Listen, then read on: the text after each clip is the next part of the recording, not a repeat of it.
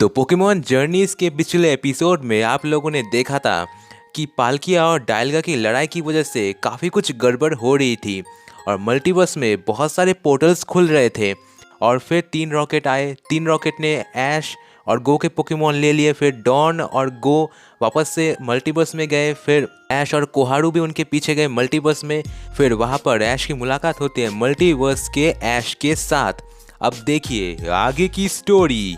तो गाइज मैं पहले ही बता दूँ मतलब मल्टीवर्स का ऐश कहने में मुझे बहुत ज़्यादा तकलीफ़ हो रही है, तो इसलिए मैं मल्टीवर्स के ऐश को ब्लू ऐश कहूँगा। होप करता हूँ कि आप लोग इससे काम चला लेंगे। तो एपिसोड की शुरुआत में ही दोनों ऐश एक दूसरे को देखकर काफ़ी ज़्यादा हैरान रह जाते हैं, क्योंकि उन्होंने इससे पहले ऐसा कुछ भी नहीं देखा था। और दोनों ही कहते हैं कि मेरा नाम ऐश है, और ऐश कहता है कि तुम्हारा नाम भी ऐश है और मेरा नाम भी ऐश है। ये सब देखकर मल्टीवर्स यानी कि ब्लू ऐश काफ़ी ज़्यादा कन्फ्यूज़ होता है।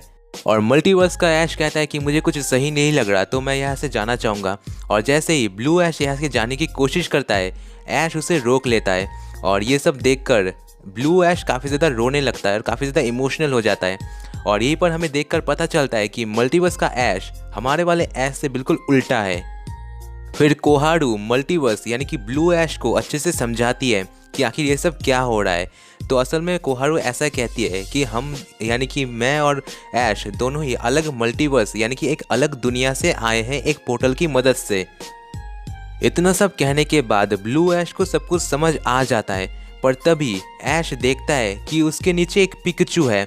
और वो पिकाचू को देखकर काफ़ी ज़्यादा इमोशनल हो जाता है और उसे अपने गले लगा लेता है।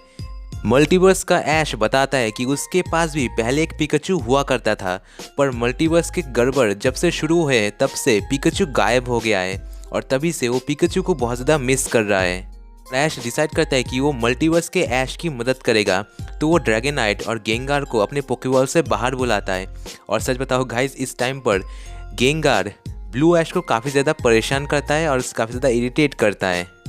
तभी उनकी नज़र पड़ती है डॉन और मल्टीवर्स के डॉन के ऊपर, जो कि प्रोफेसर रोवन के साथ कहीं पर जा रहे होते हैं। पर तभी वहाँ पर एक और प्रोफेसर आ जाते हैं। ये देखकर ऐश और उसके दोस्त काफ़ी ज़्यादा हैरान रह जाते हैं।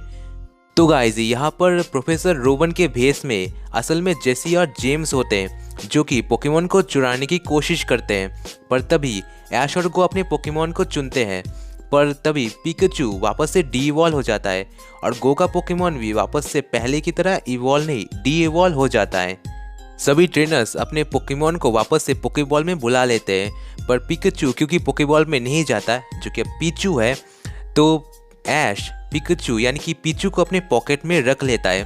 अब गाइस यहाँ पर ये बात बिल्कुल सूट होती है, क्योंकि पोकेमॉन का नाम पॉकेट मॉन्स्टर से पड़ा है। पॉकेट मॉन्स्टर यानी कि ऐसा मॉन्स्टर जो कि पॉकेट में फिट हो जाता है। तो सीन चेंज होने के बाद हमें देखने को मिलता है कि प्रोफेसर रोवन ऐश और उसके दोस्तों को सब कुछ सच बताते हैं, यानी कि पाल्किया और डायलगा की लड़ाई की वजह से ये मल्टीवर्स स्पेस और टाइम में गड़बड़ी हो रही है और सारे मल्टीवर्स एक दूसरे से टकराने वाले हैं। और अगर जल्दी ही पाल्किया और डायलगा को नहीं रोका गया तो शायद पूरी दुनिया तबाह हो जाएगी। तो ऐश एक बार फिर से गेंगार और ड्रैगनाइट को चुनता है, पर पोकेबॉल से बाहर निकलते ही वो दोनों वापस से डी-इवॉल्व हो जाते हैं। ऐश और उसके दोस्त डिसाइड करते हैं कि वो लोग टेनगन माउंटेन पर पाल्किया और डायलगा को रोकेंगे। और ये सब होते ही सीन चेंज होते ही हमें असली तीन रॉकेट देखने को मिलते हैं, जो कि असली दुनिया में ही होते हैं। और इससे पहले कि तीन रॉकेट के जेसी और जेम्स को कुछ समझ आता, वो फिर वापस से डी-इवॉल्व हो जाता है। ये देखकर वो दोनों काफ़ी ज़्यादा हैरान हो जाते हैं। फिर सीन चेंज होता है और हमें देखने को मिलता है कि ऐश और उसके दोस्त टेनगन माउंटेन तक पहुंच चुके हैं। पर माउंटेन तक पहुंचते ही वहाँ पर एक पोर्टल खुलता है और ऐश और उसके दोस्त पोर्टल की मदद से एक अलग ही जगह पर पहुंच जाते हैं, जहाँ पर उनकी मुलाकात मल्टीवर्स के गो और मल्टीवर्स के कोहारू के साथ होती है। ऐश के सभी दोस्त यानी कि गो, ऐश, डॉन, कोहारू सभी लोग मिलकर टेनगन माउंटेन वापस से पहुंच जाते हैं। वहां पर पहुंचते ही वो लोग देखते हैं कि डायलगा और पाल्किया आपस में लड़ रहे हैं। इससे पहले कि वो लोग कुछ समझ पाते, तभी वहां पर एंट्री होती है इविल तीन रॉकेट की और सारे तीन रॉकेट के मेंबर्स की। तीन रॉकेट के मेंबर्स जेसी और जेम्स बताते हैं कि उनका असली मकसद क्या था। तीन रॉकेट का असली मकसद होता है डायलगा और पाल्किया को कैद करना, और वो जानते हैं कि दोनों ही पोकेमॉन बहुत ही ज़्यादा ताकतवर हैं, इसलिए उन्होंने एक प्लान बनाया जिसके मुताबिक उन लोगों ने एक रेड चेन बनाया और उस चेन के अंदर डायलगा और पाल्की आपस में लड़ाई करते हैं और करने के बाद जब वो लोग थक जाएंगे तब टीम रॉकेट के मेंबर्स डायलगा और पाल्किया को पकड़ लेंगे। ऐश और उसके दोस्त डायलगा और पाल्किया की मदद करने की कोशिश करते हैं, पर बीच में टीम रॉकेट के मेंबर्स आ जाते हैं और दोनों गैंग्स के बीच लड़ाई शुरू हो जाती है। पर लड़ाई के शुरू में ही हमारे हीरोज़ के सारे पोकेमॉन वापस से डी-इवॉल्व होने लगते हैं और यहाँ पर हमें मल्टीवर्स के ऐश का इन्फर्ने भी देखने को मिलता है जो कि काफ़ी ज़्यादा स्ट्रॉन्ग होता है। खैर किसी तरह सारे पोकेमॉन मिलकर टीम रॉकेट को हरा देते हैं।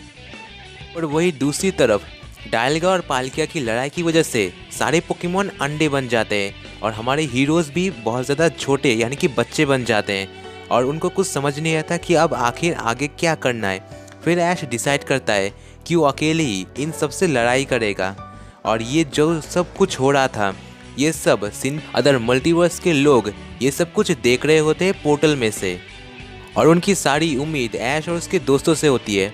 तभी ब्लू ऐश कहता है कि मेरे पास एक आइडिया है, क्यों ना हम आरसीएस को नमन करें और आरसीएस को बुलाए, क्योंकि डायलगा और पाल्किया को रोकने की ताकत सिर्फ आरसीएस में ही है।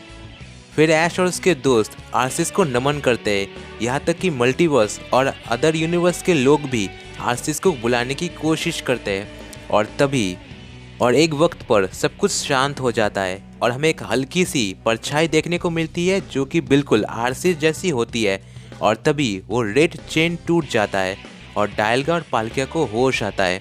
ये सब खत्म होने के बाद डायलगा और पाल्किया बाकी सब कुछ जो कि गड़बड़ हो चुका था उनको ठीक कर देते हैं और ये सब देखकर अदर यूनिवर्स और मल्टीवर्स के लोग काफ़ी ज़्यादा खुश हो जाते हैं। ये सब होने के बाद डायलगा और पाल्किया भी अपने यूनिवर्स में लौट जाते हैं, पर जाने से पहले डायलगा और पाल्किया ऐश और उसके दोस्तों को अपनी असली जगह पर पहुंचा देते हैं और पोर्टल से निकलने के बाद सब कुछ नॉर्मल हो जाता है, यानी कि पिकाचू वापस से पिकाचू बन जाता है और सारे पोकेमॉन भी अपने असली रूप में आ जाते हैं। पर आखिरी बार जाने से पहले ऐश मल्टीवर्स के ऐश को आखिरी बार अलविदा कहता है। और गाइस यहीं पर हमारा एपिसोड खत्म होता है।